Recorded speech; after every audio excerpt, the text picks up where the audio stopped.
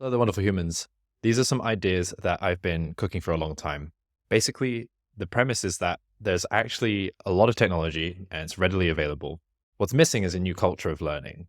And I've been trying to get at like what this new culture of learning is and also how you would start to train adults to be able of like making that culture of learning happen in a school, in a university, at a co-learning center, at a micro school, wherever it is. And I think I've started to arrive at the right idea. The smallest, most atomic unit of culture that I can think of is a habit.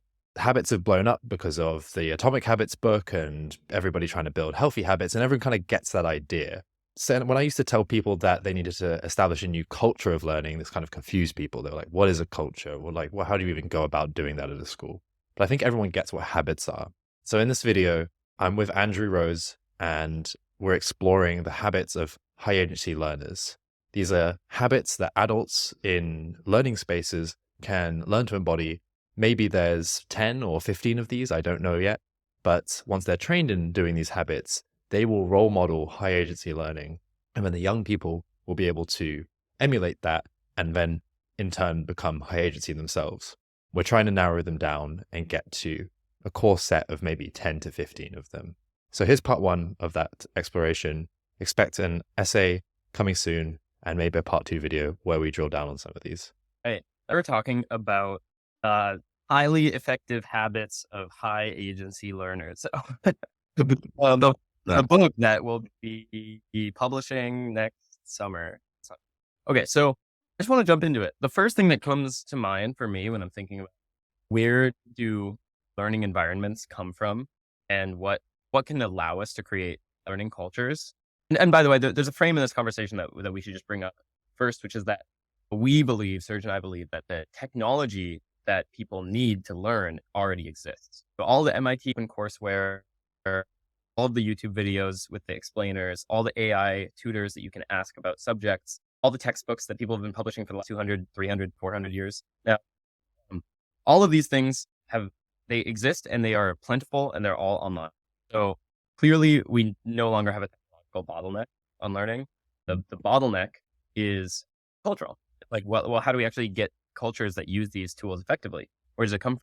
The first anecdote that I think about is Harry Nyquist. Harry Nyquist was a electrical engineer at Bell Labs. Do you know this story, Serj? It's a great story. So there's a quote from The Idea Factory by John Gertner. And in The Idea Factory, he writes, in the midst of Shannon's career, some lawyers in the patent department at Bell Labs decided to study whether there was an organizing principle that could explain why certain individuals at Bell Labs were more productive than others. They discerned only one common thread. Workers with the most patents often shared lunch or breakfast with a Bell Labs electrical engineer named Harry Nyquist. It wasn't the case that Nyquist gave them specific ideas. Rather, as one scientist called, he drew people out. He got them thinking. More than anything, Nyquist asked good questions. What's interesting is that Harry Nyquist himself was not like the most productive, had the most patents, that everybody who ate lunch with him was the most productive and had the most patents. So I think there's an underlying principle here that's like, well, one habit of highly agentic learners is to eat lunch with Harry Nyquist. So I don't know where to take that exactly. That's I think it matters around it. Well, let's double click on that and zoom in on the what is Harry Nyquist actually doing there and what's the habit? And some more context is just that my belief is if we can find out what these habits are, they're the kinds of things you can train adults to do. And when the adults do these habits, I don't know, maybe it's 10 to 15 habits, then they set a culture in which kids can role model what high agency learning looks like, and then it can spread. So what is Harry Nyquist doing? It sounds like he's asking really good questions that draw out something from these other capable and aspiring and goal-striving people. So there's definitely a habit around asking good questions. That seems a bit vague, but there's definitely a habit around scaffolding curiosity, maybe, is like a habit. I also think it's not just curiosity. I think it's enthusiasm. Like, highly effective learners are enthusiastic about learning. And we can talk about learning. We can talk about agency in general. Like, patents are obviously not learning. It's more like inventing. But inventors are enthusiastic about inventing. And learners are enthusiastic about learning. And I think people like Harry Nyquist, what they do is they inject enthusiasm into the people around them by asking questions, by taking interest. Like, I'm sure you've had this interaction before, Serj, and I have it all the damn time where my connection I need to move. It's a little I have bit this good. interaction all the time with people. Like, they will apologize for their work. Yeah. Like the thing that they devote all their life energy into, the thing that they, the most important thing in their lives, presumably, is from, I don't know, maybe things that are even more sacred, is they like apologize for it because they think it's boring. I suspect that Harry Nyquist much makes people believe the opposite thing about their work. He makes them Yeah. believe that the work is the most important thing they could. He makes them believe that their work is interesting, that it has a lot of interesting questions, and he makes them think about their work more, and not just think about doing it, but think about how to publish it, how to talk about it, how to explain it. And I think that there's a similar thing in systems thinking that I've been thinking about recently. I had the chance to teach a computer science class yesterday, and I was trying to get people to understand what it's like to be a systems thinker. Yeah. Well, I had them all take a large piece of paper and draw some systems from memory. Yeah. And the first one I started with was a bike. I had everyone draw a bike from memory. This is a common test that you've done this one before. Yeah. And obviously nobody can draw a bike. If you want to figure this out as an audience member, just go look up on the internet, like drawing a bike from memory test. Even professional bikers who've ridden a bike every day in their whole lives will draw like these ridiculous contraptions that couldn't possibly actually make forward. They'll have two gear chains connecting the front and the back wheel, so the front and back wheel have to be in step, and the handlebar won't be able to pivot at all, and they'll put the pedals on the front wheel, like, which obviously the pedals aren't on the front wheel in a bike. That's not what we do. That's not how we pedal a bike. But our visual memory is not good enough to help us remember how bike works. What we need is a form of systems thinking. We need to think about, like, well, what are all the parts, the components of a bike, and what are the purposes? And when you connect all your memories of a bike with the purpose of the system, of each component in the system, it becomes very obvious what you need to do to make this bike work or to make it make sense. And I think when a lot of people in my class failed this test, they got discouraged. Like, oh, I can't even remember how to draw.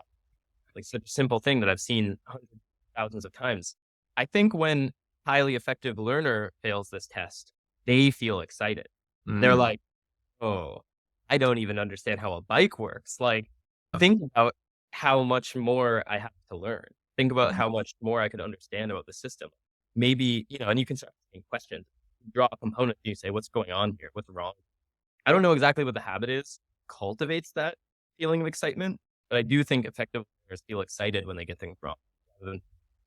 And so, yeah, there's a lot of there's two lenses which I'm coming at it from. One is through the language of learning power, which you might have read my article on. It's based on my 25 years of, research on what are the dimensions or characteristics of people. And I think there's two components there. One is the sense making part, like seeing something in terms of systems and the interrelated concepts or the gaps in the knowledge. Like, good sense making is both seeing what you do know is connected in your mind as a system and what is a gap. And then there's a second component there of helping more hope and optimism, redrawing or gathering more hope and optimism in the learner or yourself or the group as people participating on the project or that thread of learning. So there's definitely at least two habits, like scaffolding hope and optimism, helping draw out the system of the mental model of the learner as well through systems thinking, mind mapping, brainstorming, whatever it is. And I want to track one more thing as well. I remember what I wrote at the top of the list when I started sketching these habits. Right at the top was asking other people that you're learning with or in the room with, what's inspiring. Yeah. Or, there's one thing to be hopeful and optimistic or adverse.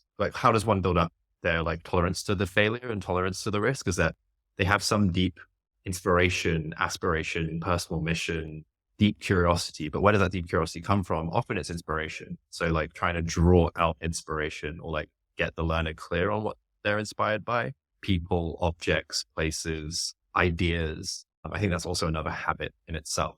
Just hey, Andrew, what are you inspired by today? What was inspiring last week? What are you finding really interesting these days? Is another habit. Another one I have been thinking about for a long time is debugging.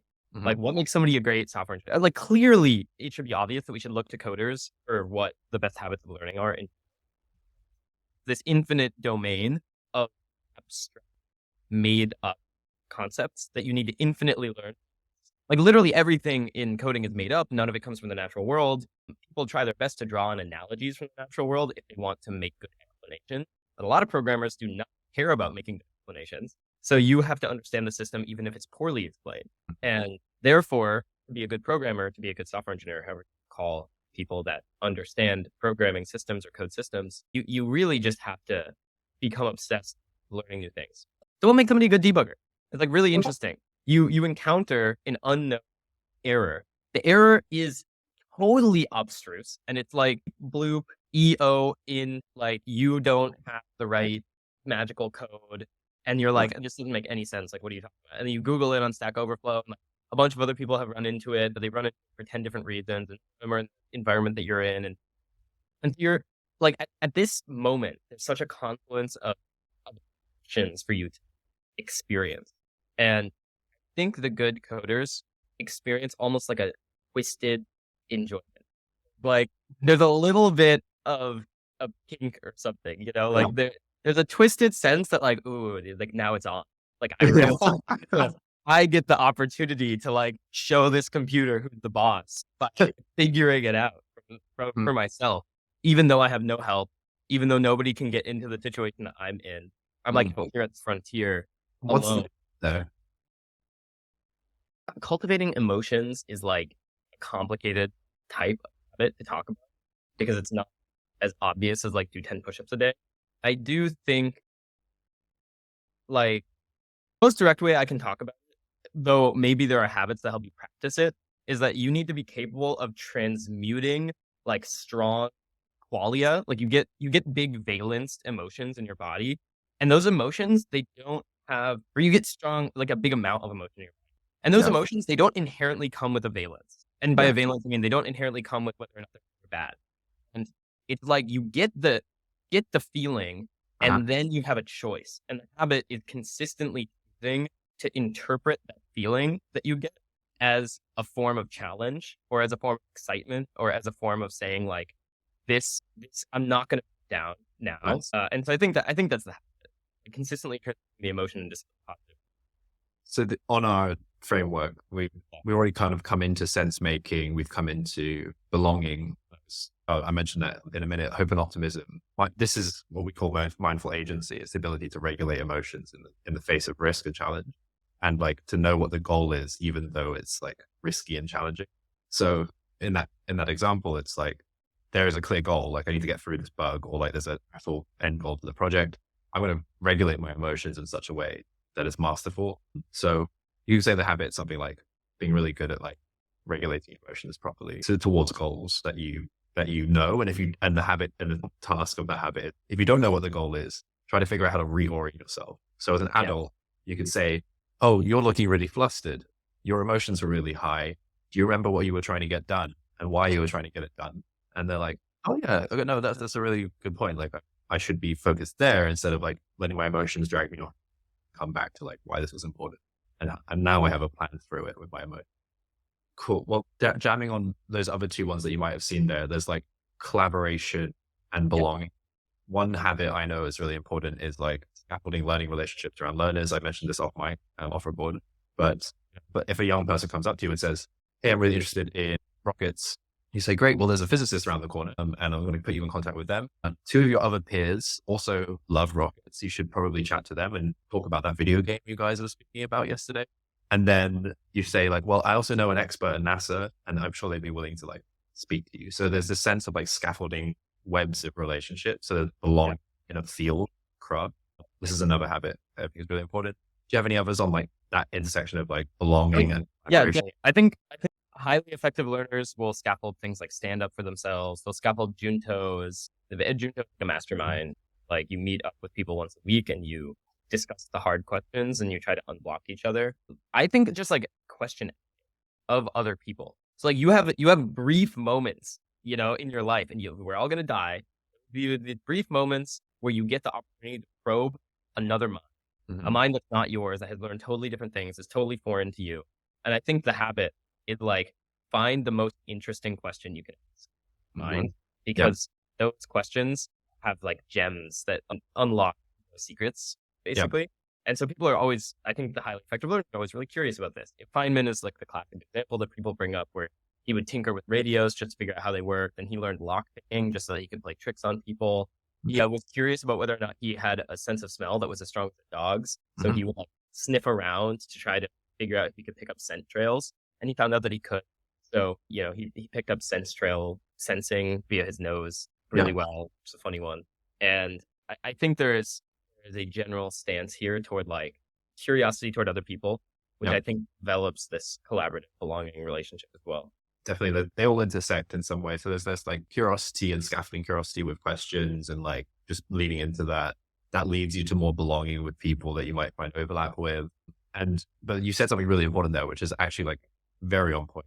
Like high agency learners, to my mind that I've seen, are very good at building their own structures around them. And there's a habit of socially organizing or at least running events, saying at this time and this place, there will be a thing and you're invited is like minimum requirement that happens a lot. Do you know high agency people who don't do this? Yeah, I know tons of them. It's super time consuming. So I'd say like maybe like 1 in 10 people can actually be the host and other people like commit to a scene of belonging. And then they're like part of that scene. And then to the extent that they host, they like co-host or they are the first people to sign up for the event. And which is a form of hosting because you're like the first follower or whatever. And basically, I do think no matter what, the best, most curious people in history seem always to have a scene. And they always seem to be embedded in that scene. And to the extent that people are like the lone genius, it's the exception rather than the rule. And oftentimes, like, you would know if you're listening to this and you're like, am I the lone genius? Like, you would know. Definitely know. Like, first of all, you have to be alone. The lone geniuses they can't be with others. If you enjoy being with other people more than being alone, like people who are curious, people that are on your vibe, people that you get along with, then like, you're not the lone genius archetype. And then also, if you are the lone genius archetype, you're probably crazy in kind of obvious way. Isaac Newton maybe is a good example of this. And so we keep pushing around these different parts of the of learning power. We've gone through like sense making. I'm gonna try like. Have we talked about like reading books? Yeah, we can get into some of that. Habits of highly curious people. Like you should probably be reading like, I don't know, 30 books a year, like the minimum. Alan Kay once said in an interview that 2 books a year is the minimum. So like, keep in mind, the people out there who are like the best learners in the world, they're like literally hundreds of books a year.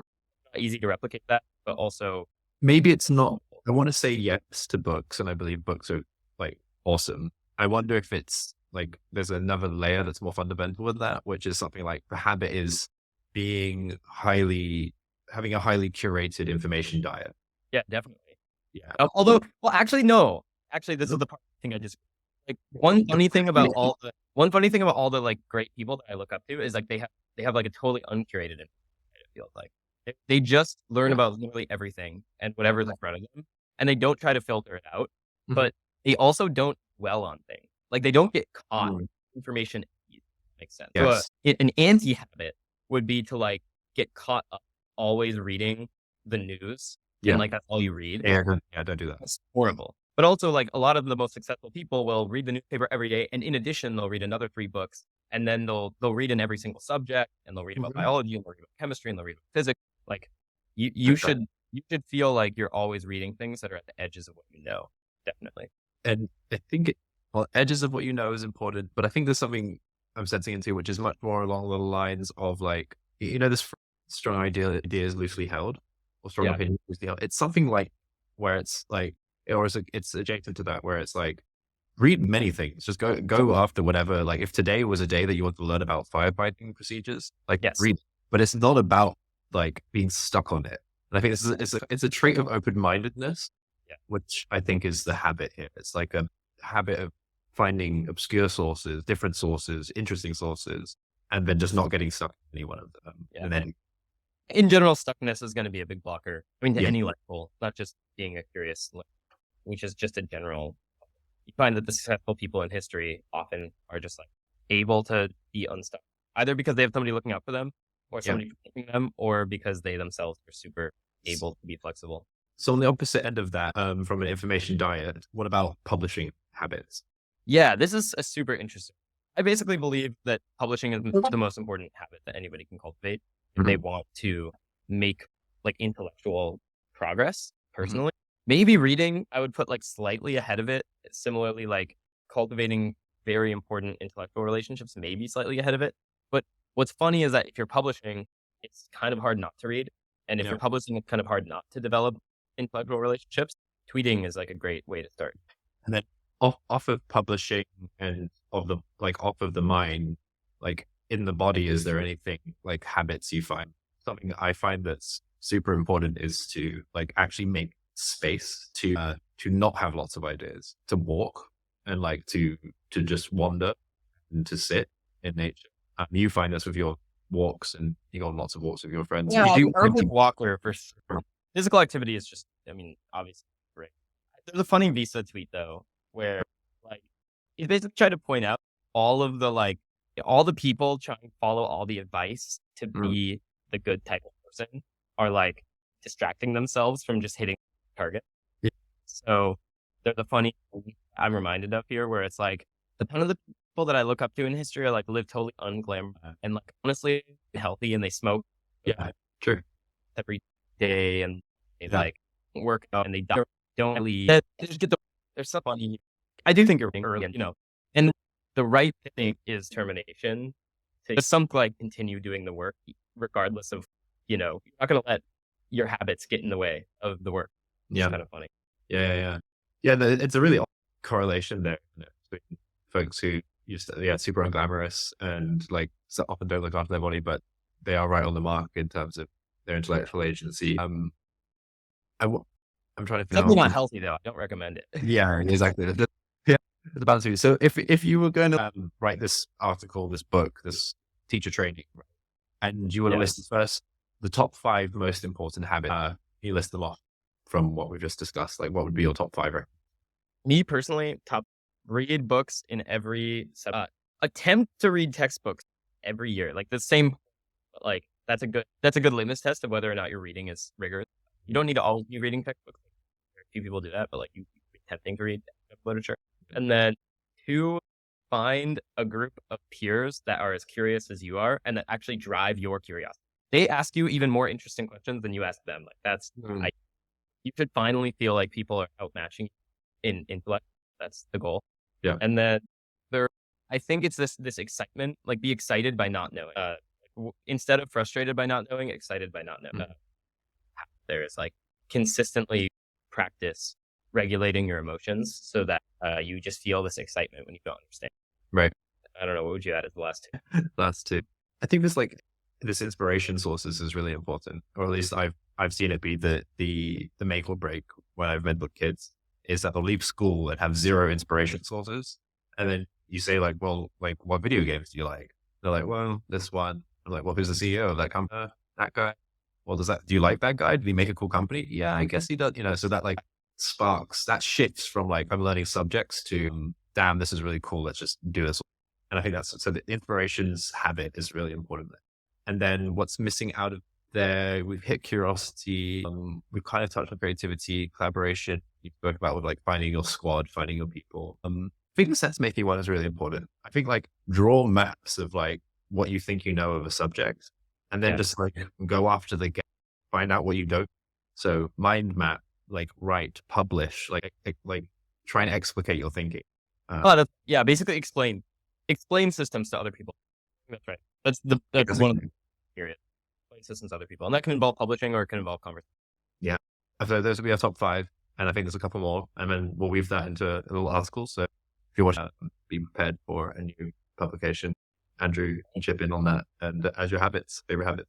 Perfect. Short and sweet. Cool. Thanks for listening, guys.